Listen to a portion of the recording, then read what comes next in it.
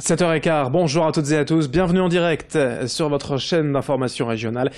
En ce jeudi 18 janvier, la une de l'actualité bien sûr dominée par la météo. En ce jeudi, attention au vent dans toute la région. Le Nord et le Pas-de-Calais sont en vigilance orange jusqu'au moins la mi-journée pour vent violent. Des rafales à plus de 120-130 km/h sont annoncées ce matin sur le littoral, précisément 132 km/h déjà de relevé ce matin au Cap Griné. À l'intérieur des terres et dans la métropole lilloise, ça va souffler fort également jusqu'à 100-110 km/h. Ce vent va souffler surtout jusqu'en milieu de matinée, puis va s'estomper progressivement. Côté ciel, le temps sera plutôt dégagé. Après les pluies nocturnes, on aura le droit quand même au soleil ce matin. Puis le retour de quelques perturbations cet après-midi pourrait engendrer de nouvelles averses localement. Et un temps plus froid dans la soirée. Les températures, justement, elles seront de saison. 8 degrés aujourd'hui à Lille, Dunkerque et Calais. 7 à Saint-Omer et le Touquet. Les prévisions météo complètes juste après ce journal. L'actualité est d'abord à la une sur le littoral, c'est donc l'interdiction de la pêche électrique votée par le Parlement européen. Un soulagement, une réelle satisfaction pour les pêcheurs de la région. Cette décision met fin à la rude concurrence des pêcheurs néerlandais adeptes de cette technique pourtant très critiquée. Depuis 2 jours, les pêcheurs se félicitent de ce vote et les élus également, car ils ont été nombreux à lutter en France et en Europe contre la pêche électrique, notamment le maire de Dunkerque, Patrice Vergrit. Je vous propose de l'écouter, il est au micro de Corentin Escaillé. Les pêcheurs du littoral dunkerquois l'attendaient avec impatience. Écoutez, cette pêche électrique faite par les Néerlandais est un scandale, tout simplement, un scandale environnemental, un scandale économique, c'était vraiment de la concurrence déloyale. Et donc pour les pêcheurs dunkerquois, c'est une très belle décision, en plus avec une majorité large au Parlement européen. C'était attendu, les députés européens l'ont fait, et je tiens vraiment à les en remercier parce qu'ils ont compris tous les enjeux, et environnementaux, et économiques, et sociaux d'ailleurs, de cette décision.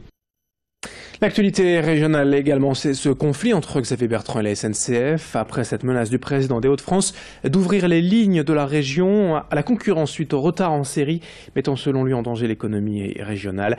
Mais il y a pire, certaines lignes pourraient même être supprimées totalement. La ligne Lille-Comines notamment, qui suscite de nombreuses inquiétudes pour les usagers et pour les élus qui mènent depuis donc un combat pour dire non à la rentabilité et oui au service public. Explication en détail avec Xavier Silly. L'avenir de certaines lignes TER est compromis dans les Hauts-de-France. Vous le voyez, nous sommes ici devant la gare de Quesnoy-sur-Deuil où passe la ligne Lille-Comines, trop peu rentable pour la SNCF et qui pourrait donc disparaître à l'image de la ligne Douai-Cambrai, concernée également par des éventuelles suppressions de trains, ce qui suscite bien sûr la colère des élus locaux qui se mobilisent de plus en plus dans la région. Ici à Quesnoy-sur-Deuil, la maire Rosemarie Alain a fait état de sa colère et lors de la cérémonie des vœux début janvier, c'était un moment pour elle pour affirmer sa détermination à voir la ligne Lille-Comines être préservée pour le bien-être bien sûr de ses habitants. Je vous propose tout de suite de l'écouter. Cette ligne, elle fait perdre de l'argent à la SNCF puisqu'il n'y a eu aucun investissement depuis très nombreuses années sur cette ligne. Il y a un manque de fiabilité, un manque de régularité, ce qui fait que les utilisateurs sont peu nombreux.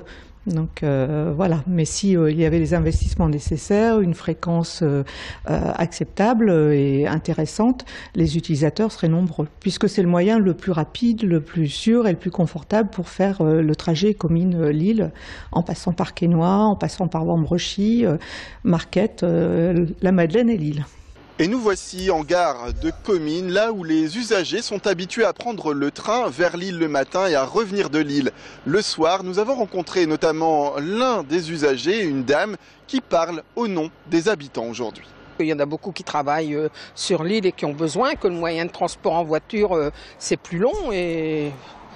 Moi, je crois que cette ligne doit exister, elle doit continuer. Je sais pas, mais pour moi, les Cominois, ils en ont besoin. Et puis, il y en a des autres de l'extérieur qui viennent travailler sur Comines. Moi, je le dis, les Cominois, en ont besoin. Toutes les personnes ont besoin.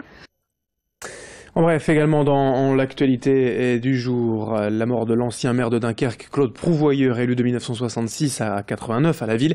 Il fut également sénateur du Nord et à l'origine de la création de la communauté urbaine de Dunkerque. C'est notamment lui qui a fait rapprocher Dunkerque des villes de Malo-les-Bains, Petite-Sainte, Rosendal et Mardic. Dans cette édition également, on enchaîne avec toute autre chose, une question: comment faire face à la bonne vieille peur du dentiste? Certains enfants sont parfois si terrorisés qu'ils n'osent même pas ouvrir la bouche. À la clinique de Saint-Omer, 5 à 6 interventions ont lieu les mercredis après-midi, spécialement à destination des enfants phobiques. Des techniques de dialogue et d'hypnose ont été mises en place afin de rassurer ces enfants. Le diagnostic, évidemment, se fait bien en amont pour évaluer la peur de l'enfant et agir en conséquence. Les opérations se déroulent ensuite comme dans un cabinet classique. Brieux Gorchi est allé à la rencontre de David Fléra, le directeur de la clinique de Saint-Omer, pour évoquer ses pratiques alternatives et notamment l'hypnose. La conversation thérapeutique, si vous voulez, c'est déjà la première base. Alors, si on faisait un peu de show business, on dirait que c'est de l'hypnose. Et c'est effectivement de l'hypnose, de la conversation thérapeutique. C'est pour pouvoir donner la possibilité à l'enfant de déplacer, je dirais, sa peur, en l'emmenant sur un terrain où de plaisir, où son esprit va divaguer et aller à un autre endroit. Et donc ça va permettre la possibilité de commencer à travailler.